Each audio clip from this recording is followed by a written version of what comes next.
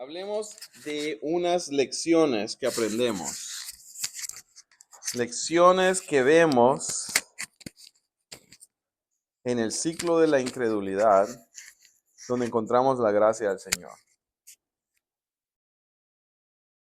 Vamos a ver. De los puntos que hemos hablado, en el peligro de la murmuración. El peligro de la murmuración y la nostalgia por el pecado. Muchas de la gente que viene a la fe son tentadas en el proceso de su vida a tener nostalgia por la vida que tenían antes. En el desierto, lo que sucedió es que el pueblo fue expuesto a carencias físicas. ¿Y cuál era el plan del Señor para eso? Al que ellos experimentaran carencias físicas, Dios está revelándoles la condición de su corazón. La rebelión que comienza con la murmuración es el descontento tóxico que ellos están demostrando por la provisión de Dios. Sus corazones verdaderamente no andaban buscando ser satisfechos completamente en el Señor. Ellos querían algunas cosas del pasado. El menú de la esclavitud es lo que comenzó a traer murmuración a sus corazones. La gente no estaba pensando en el menú de la esclavitud, pero como habíamos leído, Números 11, 4 al 6, la gente extranjera le permitieron que entrara en medio de la comunidad y le permitieron que comenzaran a hablarles y comenzaron a oír sus palabras. Y cuando la gente extranjera dijeron, sería bueno un sándwich de pescado, un Chick-fil-A en el domingo, sería bueno. Cuando el pueblo oye, son víctimas rápidas del enemigo. El enemigo supo precisamente cómo seleccionar sus memorias selectivas. El enemigo es sutil y viene a recordarles parte de su vida antigua. Nos acordamos del pescado, de los pepinos, de las cebollas, de los ajos. Pero se les olvidó el látigo, se les olvidó los ladrillos, se les olvidó la paja, se les olvidó que ellos estaban desesperados, maltratados. Se recordaron del sabor de la comida. Y la nostalgia borró el dolor de la esclavitud. Y es ahí donde nos damos cuenta que el enemigo busca que siempre pongamos atención al deleite del pecado.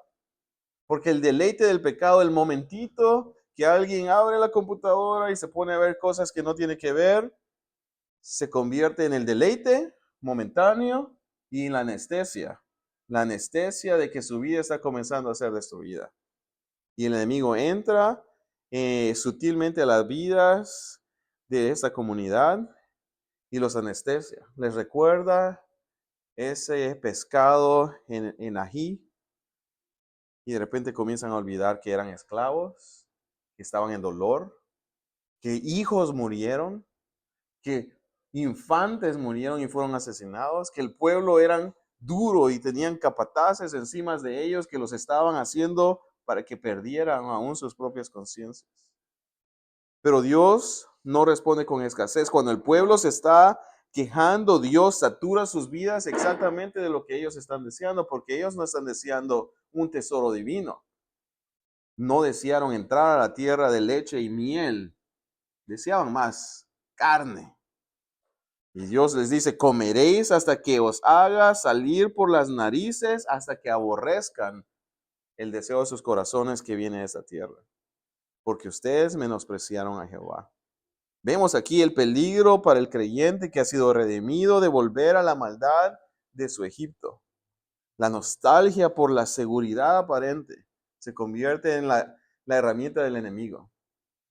Un libro que deberían de leer en medio de todos los libros que tienen que leer es el libro de C.S. Lewis, cuando escribe las cartas, Screwtape Letters, las cartas que le escribe un demonio, el diablo a su sobrino. ¿Por qué? Porque en esta carta que el diablo está escribiendo a su sobrino, le está diciendo, ok, esas son las maneras sutiles que puedes distraer a los cristianos. Recuérdales que la esposa, que la hermana, que el papá, que la mamá o que el niño en la mañana hizo algo malo.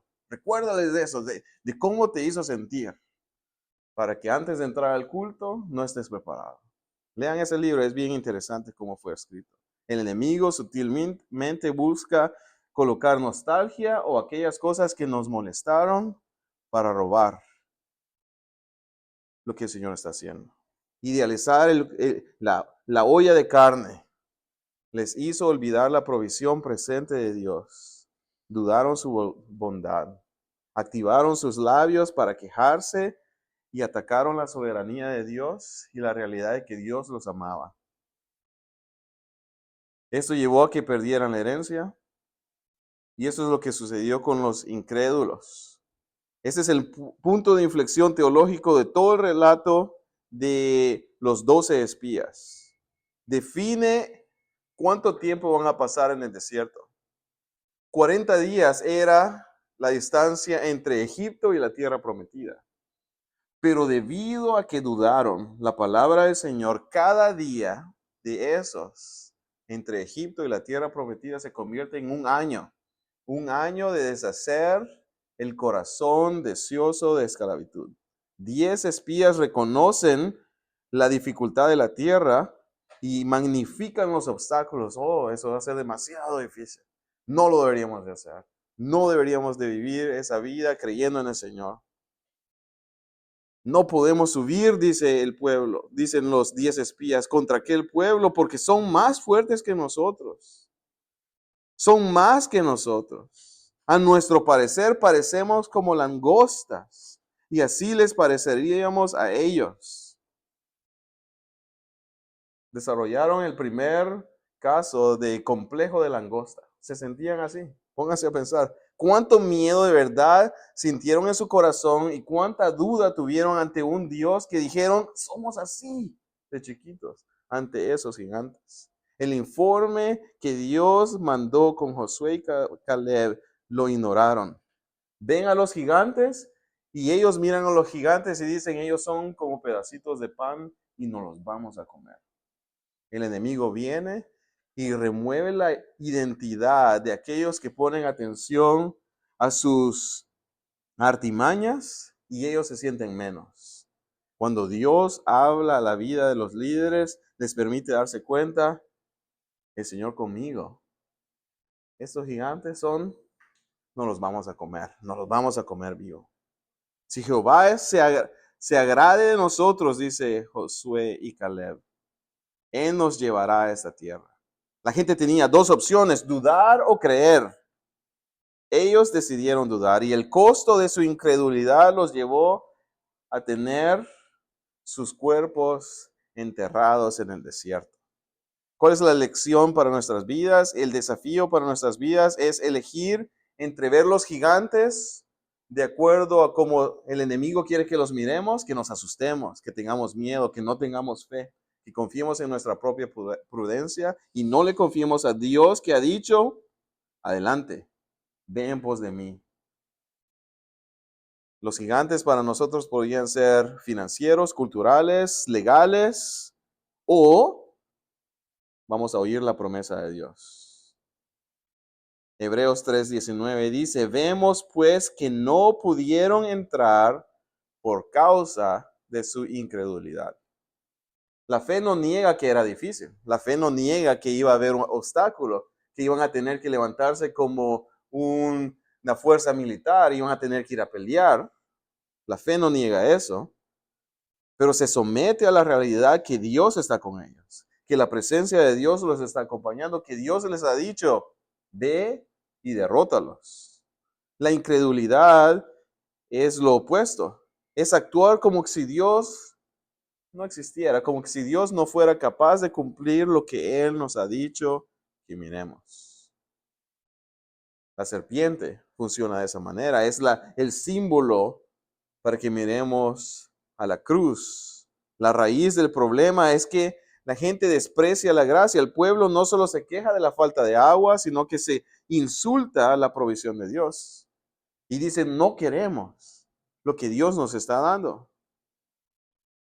Miren lo que dice en Números 21, 4 al 5. Dice, y le habló el pueblo contra Dios y contra Moisés. Y dice, nuestra alma tiene fastidio de este pan tan liviano. Señor, ni siquiera eres un buen baker. ¿Cómo se dice?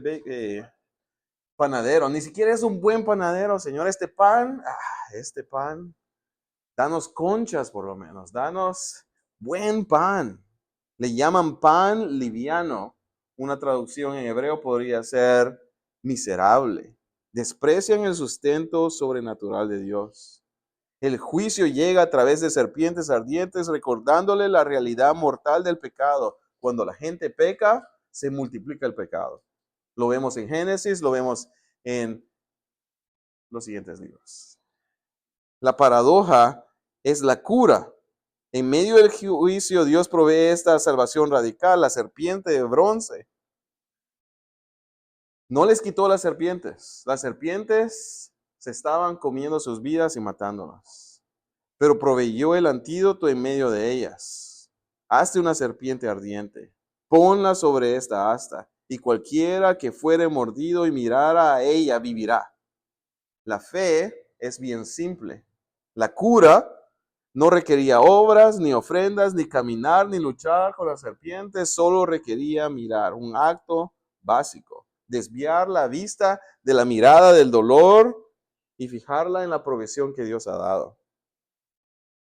El evangelio en el desierto lo vemos de esta manera. Es el antídoto visual en la cruz. El bronce en la Biblia suele simbolizar juicio. En medio de la serpiente de bronce, Dios está trayendo juicio a sus vidas. La imagen de la serpiente tenía la forma de las serpientes que estaban atacando sus vidas, pero esta serpiente enfrente de ellos de bronce no tenía veneno.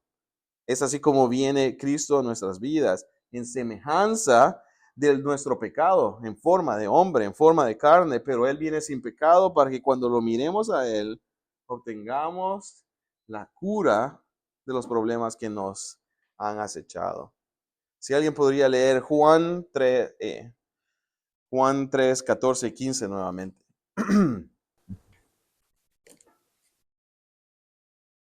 Nadie subió al cielo sino el que descendió del cielo, el Hijo del Hombre que está en el cielo. Y como Moisés levantó la serpiente en el desierto, así es necesario que el Hijo del Hombre sea levantado. Amén. El paralelo es asombroso. El veneno del pecado es mortal. El hombre no puede curarse a sí mismo, pero Dios provee un remedio. Él levanta en alto la cruz, se levanta en alto la serpiente. La salvación viene por la fe, por creer, no por obras, para que nadie se gloríe. Números entonces es el testimonio realista y sobrio de la vida en el desierto. La vida en el desierto es terrible, pero la gracia de Dios es suficiente para caminar con nosotros. El libro comienza con un censo de guerreros orgullosos, creen que son autosuficientes, y termina con una nueva generación humilde, porque se han dado cuenta. Los orgullosos mueren en el camino, a las orillas del Jordán. Eso nos enseña que la duda tiene consecuencias. Una generación entera perdió lo bueno por tener miedo, por ver lo difícil. Pero Dios es fiel. A pesar de la rebelión que vemos en el capítulo 14, a pesar del sacerdocio corrupto que vamos a ver en el capítulo 16, a pesar de los enemigos externos como el rey y el profeta que es contratado para traer maldición, Dios lleva a su pueblo a la meta. Incluso cuando el pueblo falla, Dios está proveyendo el camino de vida para que a través de este acto de sustitución en el desierto no encuentren su destino final, pero que el desierto se convierta para ellos en un aula donde tienen que aprender a confiar. Una pregunta para sus vidas, para que estén pensando, es cómo el Señor está utilizando esta etapa de sus vidas, las dificultades, las circunstancias, para que confíen más en Él. Porque si confían en Él, entonces el Señor los va a continuar en la jornada. ¿Qué piensan de esta sección que hemos terminado?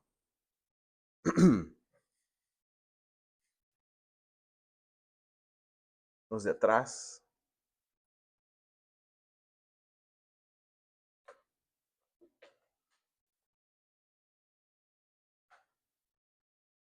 Los de adelante, los de la izquierda, los de la derecha. ¿Ok? Es de mucha compasión, al mismo tiempo que nos trae luz, para nos anima y toca. En cualquier momento, ¿no? Fácilmente podemos caer, dejarnos, sea, cuando realmente es Dios quien está pasándonos por ese desierto para conformarnos a su Amén. carácter, para traernos de nuestra fe. Yo creo que más bien nos deberíamos de preguntar qué tengo que aprender. Sí. ¿Por qué estoy pasando tal o cual situación? Sí. Sí, al terminar el año es una buena oportunidad de decir, Señor, examina mi vida, ayúdame a no quejarme. No sé si me estoy quejando, porque la queja una vez sucede, se convierte, llegamos al trabajo y a todos nos quejamos, ¿verdad? Todos los compañeros se quejan y nos unimos a la queja. La gente de la iglesia se queja, nos quejamos. Y se nos une y de repente se convierte en algo tan fácil que no nos damos cuenta. Pero Señor, tú me estás llamando a ser un líder que camina aún a pesar de los desiertos, siguiendo tus pasos. Ayúdame a no quejarme. Ayúdame a que mi familia no oiga queja. Ayúdame a detectar la queja para examinar y pastorear y animar. Porque la queja, al parecer, es una herramienta del enemigo para arruinar nuestro camino en el proceso. Dios estaba formando. ¿Ibas a decir algo? Nada más quería preguntar, ¿cuáles serían algunos puntos prácticos que podríamos usar para eliminar la queja? Aparte, o sea, repetirnos, pero en lo práctico. O sea, hacer las preguntas al Señor. Señor, ¿qué estás formando en mí? Y ese fue mi pregunta en mi viaje de 5 horas al avión. Señor, este año ha sido algo complicado en nuestra iglesia. Los asuntos de inmigración han hecho que perdamos unas 12 personas, 15 personas. Otros se mudaron por trabajo. Debido a que este joven se quitó su vida y perdió su vida en las drogas, creó caos en medio de nuestra comunidad. Debido a la inmigración nuevamente, perdí a alguna gente que iba a venir a ayudarme en la iglesia. Antes de venir, las últimas 2 semanas ha habido redadas en la ciudad y ha movido toda la comunidad y hemos visto más problemas que visiones de las soluciones. Entonces yo venía sentado y digo, ok, Señor, yo creo que me tienes que dirigir y explicar un poco más qué estamos haciendo y qué necesitas de mí como líder. Y me leí Gálatas en la avenida y algo me impresionó. Cuando le preguntas al Señor, ¿qué tengo que aprender? Y te vas a donde está su voz, el Señor te va a hablar de diferentes maneras. Algo que me impresionó en Gálatas es que Pablo escribe que después de conocer al Señor, se va y se esconde 3 años para prepararse. Qué bueno. Y después se va a tratar de predicar, pero no es recibido muy bien. Pasan 14 años en su predicación hasta que le dan audiencia con algunos de los apóstoles. La primera vez solo había uno. Pasan 14 años después y le dan bienvenida. Por mucho tiempo le han dicho, lo que estás enseñando no es tan bueno.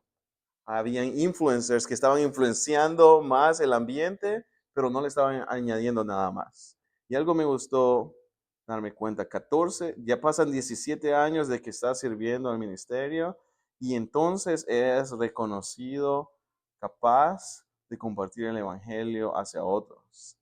El proceso es despacio, él necesita ser un hombre fiel a pesar de todos los obstáculos que están sucediendo. Entonces, comunicarte con Dios, examinar tu corazón, hablar con consejeros que puedan depositar la palabra del Señor en tu vida, te va a permitir ganar un mejor panorama para que puedas decir, Gracias, Señor. Gracias porque estás aquí. No me permitas ser quejumbroso. No quiero que mi corazón se acostumbre a la queja. Más bien quiero acostumbrarme a darme cuenta.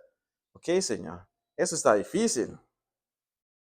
¿Qué vas a hacer? ¿Cómo me vas a ayudar? ¿Cómo me permites encontrar gozo, esperanza, palabras de ánimo para echarle ganas y animar a mi familia, a mi comunidad y presentar tu evangelio a otros? Entonces, es un proceso de relacionarnos y acercarnos más a Él y a aquellos que van a hablarte sin pelos en la lengua y decirte, hey, te estás quejando mucho y no deberías de hacer eso. Necesitamos, porque en Gálatas me fascina que una vez es aceptado como líder, Pablo se pudo haber puesto nervioso al ver que Pedro no está viviendo de acuerdo a la palabra del Señor, porque se está escondiendo de ser amigo de gentiles. Y apenas acaba de ser aceptado como un apóstol cuando él tiene que usar la palabra del Señor y traer corrección a Pedro. Y me animó mucho porque yo digo, sí, yo podría callarme y no decir algo para mantener el estatus y ser bienvenido. Entonces necesitamos amigos, mentores que hablen su palabra en nuestras vidas y que sí nos digan, te estás quejando. Eso no solo es compartir problemas, esas son quejas. Y para buscar que el Señor cambie nuestros corazones y las circunstancias y nos demuestre el camino a seguir. Por ahí diría yo. ¿Verdad? Puedo hacer una pregunta. Sí. Sí. ¿Cómo se ve, sé que pastorear por ejemplo también, cómo lidiar con las quejas del pueblo en este caso de la comunidad? Como Moisés. Moisés traía las quejas al Señor. Señor, no sé qué hacer. El pueblo se está quejando de esto, de esto, de esto. Se están quejando de mi liderazgo, se están quejando de tus palabras, se están quejando. Ahí, en la presencia del Señor, van a venir algunas respuestas. Y muchas veces, por tratar de mantener números en nuestra comunidad, se nos olvida que nuestra responsabilidad no es numérica, ni de cuánta gente está sentada en las sillas, ni cuánto dinero entra a la iglesia. Nuestro rol es cuidar de las ovejitas del Señor, y sus ovejitas escuchan su voz y vienen en pos de Él. Eso significa que si predicas la palabra más y eres fiel a la proclamación de la palabra, muchos o algunos no van a querer lo que les estás ofreciendo.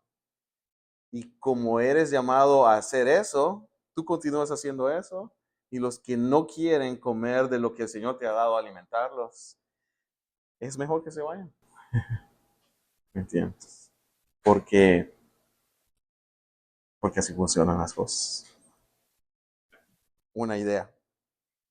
Y puedes hablar con otros. No hagas eso, no le oigas al pastor. Continuemos. Israel era llamado a ser un ejército de Dios. Por eso habían habido 2 censos. Números es acerca de los censos, para saber cuántos hay, para prepararlos militarmente, para consagrarlos. Al contarlos, Dios estaba contando al pueblo para que se dieran cuenta que Dios ha llamado no solo a individuos, pero a un pueblo.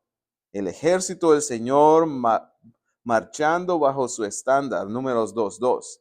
La implicación es que ellos van a ser el ejército de Dios. Dios es el comandante soberano y justo. Y esa es la primera y más importante verdad que Dios quería que ellos supieran. Moisés es el símbolo, pero Él es el líder. Él es el comandante. Israel no lucha por el deseo de Moisés, sino por la promesa de su palabra. Y aquí lo vemos, Números 1, 52 y 53. Si alguien lo puede leer. Números 1, 52 y 53.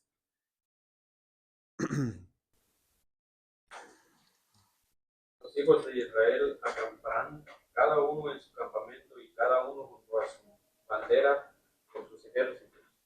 Pero los levitas acamparán alrededor del tabernáculo del testimonio para que no haya ira sobre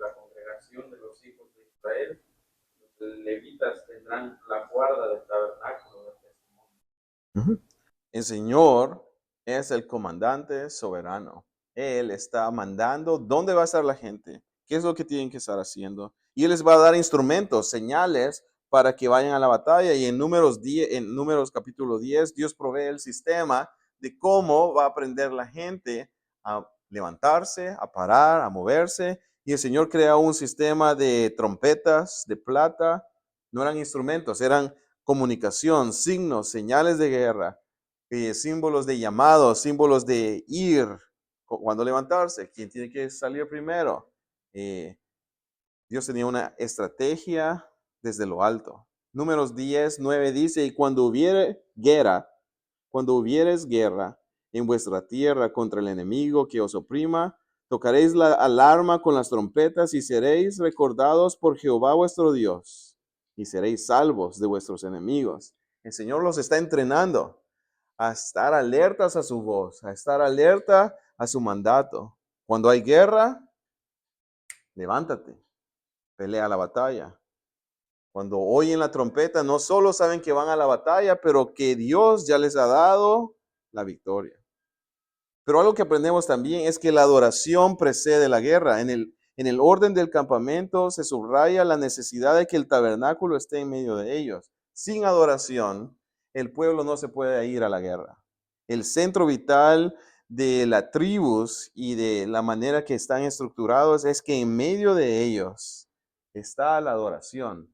Ellos son un cuerpo militar, pero la adoración es el centro de sus vidas, es la parte intrínseca de su vida militar, es la guerra espiritual. Dios está trabajando en sus vidas para que no vivan como el mundo. La presencia de Dios en medio de ellos les tiene que recordar que el enemigo está trabajando contra ellos dentro de sus corazones. Por eso necesitan confesión, sacrificios, perdón. Antes de enfrentar a los gigantes, el pueblo debe enfocarse en la pureza alrededor de la presencia de Dios. Si sus corazones no están bien, ¿cómo van a ganar una batalla? Sin santidad, como la primera línea de defensa, ellos no tienen posibilidad de ganar. Entonces ellos son invitados a darse cuenta que la vida de adoración es importante para ellos, porque entonces van a poder avanzar hacia la guerra. Y ese avance no es por estrategia humana, es cuando la nube se mueve. La guerra no depende de ellos. El movimiento de Israel está guiado por estas columnas de fuego, esa columna de nube. Ellos son llamados a una obediencia radical.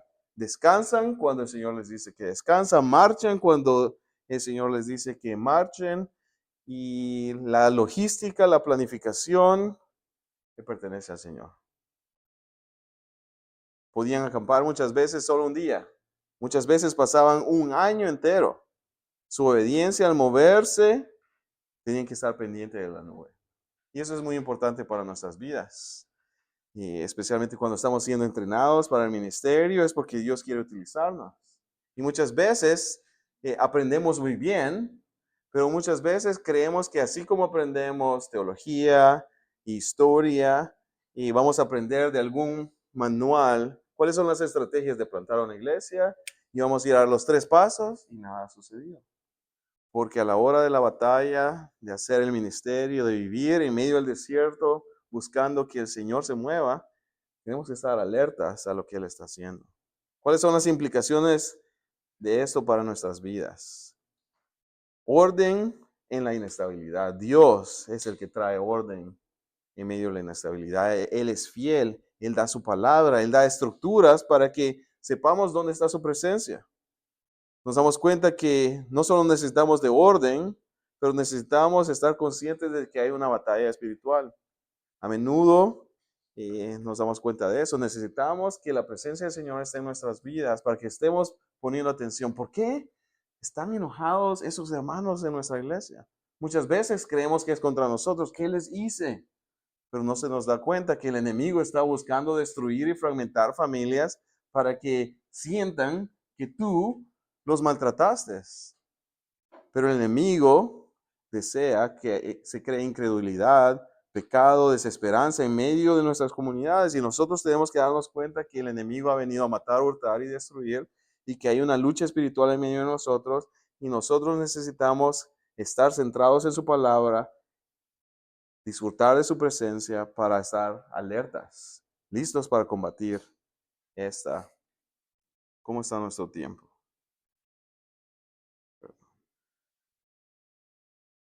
Si quieren, tomemos un break aquí antes de la siguiente sección.